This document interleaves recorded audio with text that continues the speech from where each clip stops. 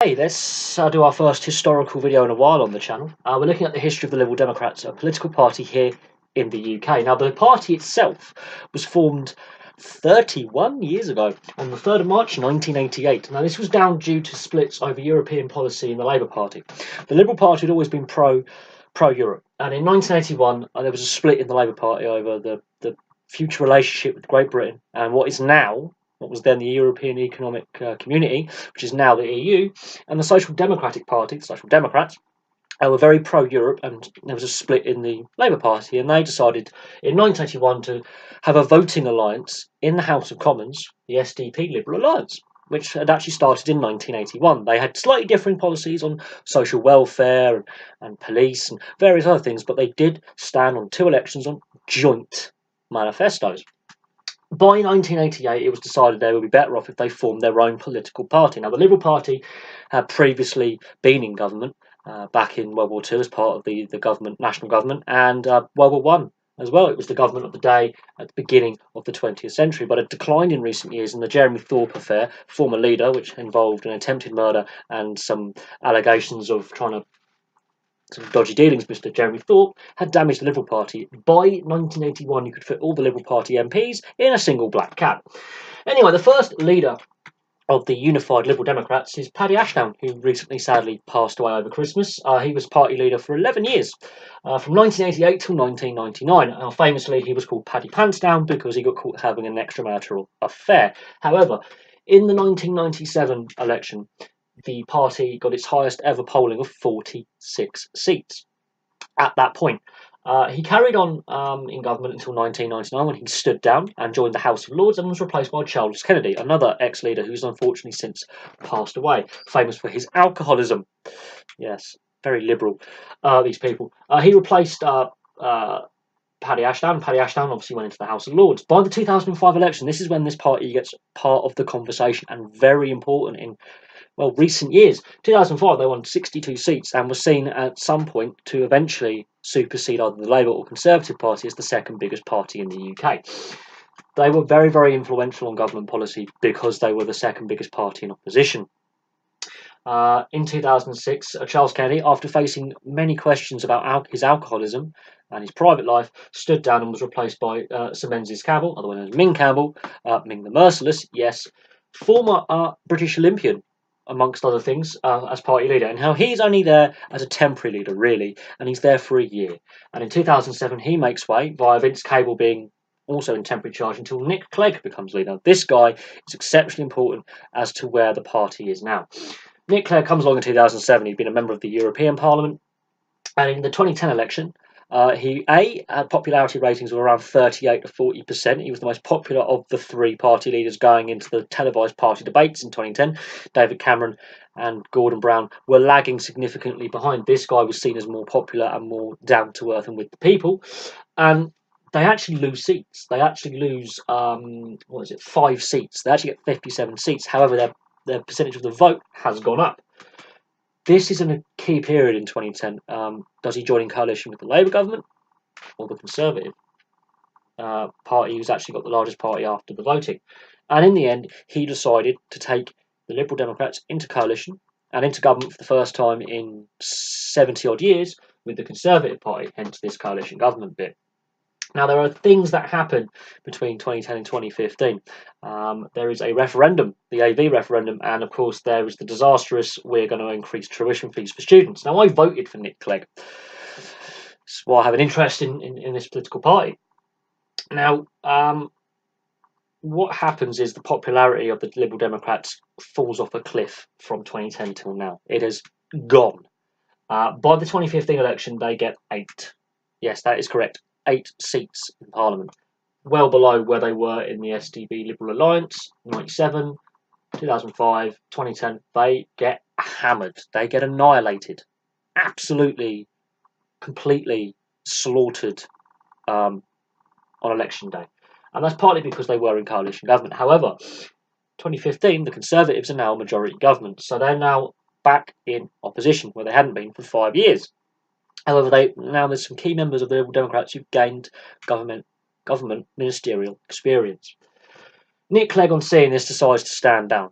In 2017, there is yet another election. Yes, we've had a lot of elections, and of course, there is the EU Brexit referendum, which has divided politics, and we'll get onto that later on. But in 2017, there is a snap election by Theresa May, who has taken over from David Cameron as leader of the Conservative Party, and they gain some seats back. They do gain some seats back. They're now back up to 12. They're in double figures again. But Tim Farron is seen as a bit of a duffer. No one really knows who he is, and surprisingly, for a Liberal member of Parliament, he's a Liberal Democrat, he's exceptionally religious and doesn't really agree with gay marriage or abortion, and, well, he's no longer leader. He was replaced by Sir Vince Cable. Now, Sir Vince Cable is ex-business minister and has been obviously in government and is an experienced parliamentarian. And, of course, this is a very troubled time for the UK politically with the whole Brexit argument. And so now he's the current leader of this party. Now, this party's been going for 31 years. There is a reason why it exists. I'm going to go back to the Labour Party. Back in the 70s, the European Economic Community was being set up, and there was a referendum to join what is now the EU.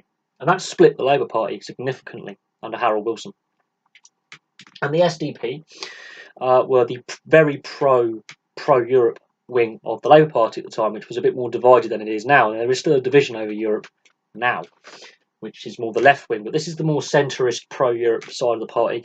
They don't agree with party line, and they split off, and hence you have the Liberal Alliance. The Liberals also are very pro-Europe, hence why they stayed as a voting bloc for 9 years? 7 years. 7 years they stay on standing together as SDP Liberal Alliance candidates before they decide to form a total overall party. Now here's some of the key points. They are very pro-EU. I'm not going to lie on that. They're very pro-free market, but also pro-free movement, which is part of the EU. They are very in depth, in line with the EU programme. But they also believe in social capitalism. This is where the SDP members that have come over, they still believe in the social security and the NHS. So they are using the best of capitalism and the best of socialism and trying to combine them together. Now that doesn't always work, but they're also anti-Brexit. They're the only national party currently in Parliament, because the SNP are Scottish nationalists, Plaid Cymru are obviously the Welsh nationalists. They only really command votes and stand for elections and stand for Parliament in the regions. But the Liberal Democrats, because the Greens only have one seat, the Liberal Democrats are the only national party that are anti-Brexit and are actually united on what they want from Europe, which is to stay in. This could be crucial. With the way the country is divided, this could be crucial. They're the only party out of the three main parties, Labour, Conservative, and Dems, that actually have a unified policy on how to deal with Europe. The last 10 years, since Nick Clegg was leader, a lot has happened in the global economy, the European economy, and of course domestically. This coalition government period has really damaged the brand, because in order for them to support the Conservatives on raising tuition fees, the Conservatives gave them the AV voting referendum, which no one gave a toss about.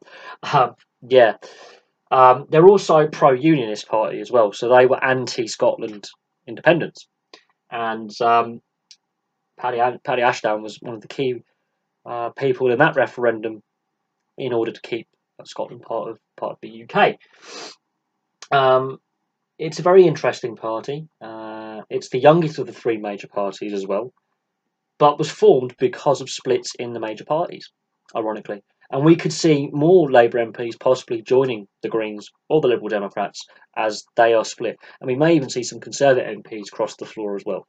So this party still has something to give going forward, and could gain a lot of seats and a lot of votes at the next election, whenever that may be. We could have a collapse. The Conservative government could collapse completely, and there'll be another election. Don't be surprised if this party does pick up a lot of seats. The issue is they've only had 3 out of the 5 leaders. Was it 5 leaders? Only half the leaders have been charismatic enough to actually gain them seats.